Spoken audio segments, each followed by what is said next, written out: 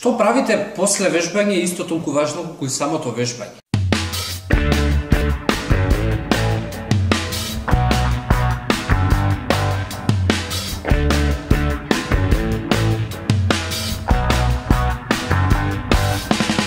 Добар ден, дечки, добре дојдовте у 33-та епизода, 3-3, убава бројка, вторнички е епизодава и ден во кој што ја снимаме.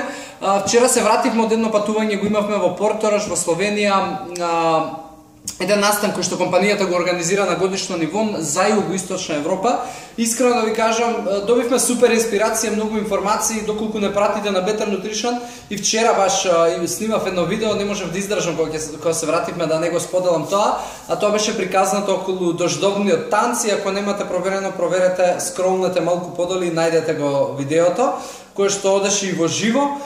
И у принцип, оно што денеска сакам да го зборувам, а го планирав подолго време, бидејќи се среќавам со многу примери на луѓе, а верувам и околу вас постојат многу луѓе кои што го прават истото и прават огромна грешка, а тоа е од желбата за да постигнат некаков резултат, а тоа е од невидени размери колку луѓе тоа многу го прават, особено во овој пролетен период кога доаѓа лето и сакаме да изгледаме добро и така натаму.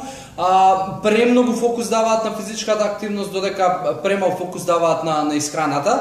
И она што е најдобриот рецепт за да направите фатални грешки и последици од таквиот начин на живот е да навистина му одмогнете на вашето тело и да си направите сериозен проблем и во прашање кога имунитетот и можеби некаква повреда и така натаму. Логиката која е? Кога имате физичка активност и кога го изложувате вашето тело на дополнителен напор од она што ви се дневни активности, практично правите многу поголем трошок и на калории, но и на многу есенцијални нутриенти, витамини, минерали, протеин,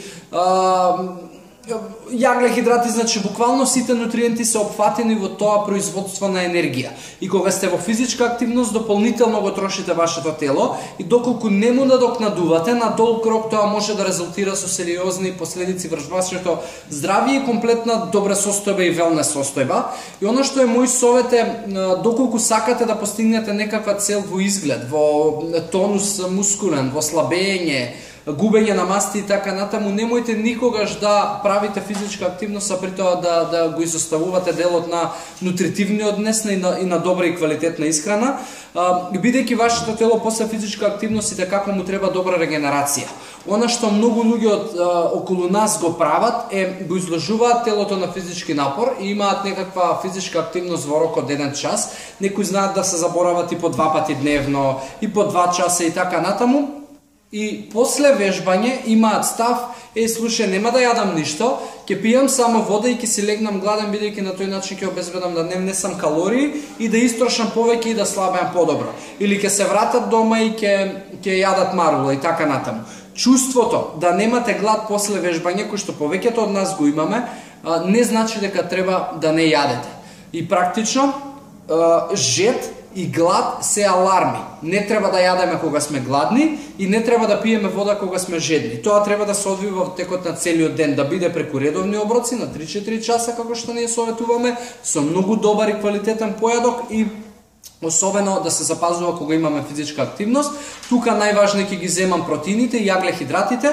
Јаглехидратите ќе го вратат гликогенот во мускулите и ќе ви вратат енергија, а протеините ќе помогнат за да ја почнат таа регенерација. Затоа никогаш немој да се оставате со да не јадете или да јадете нешто што е недоволно и премалку за да ја постигнете вашата регенерација и да постигнете тонус. Многу побрзо ќе постигнете резултат со квалитетна исхрана доколку практикувате нормално и физичка активност и сакате мускулен тонус.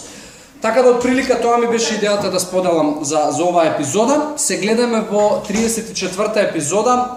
Имајте се квалитетни животни навики, поставувајте ни прашања, давајте ни коментари, се што ве интересира. Јас и Тања сме тука.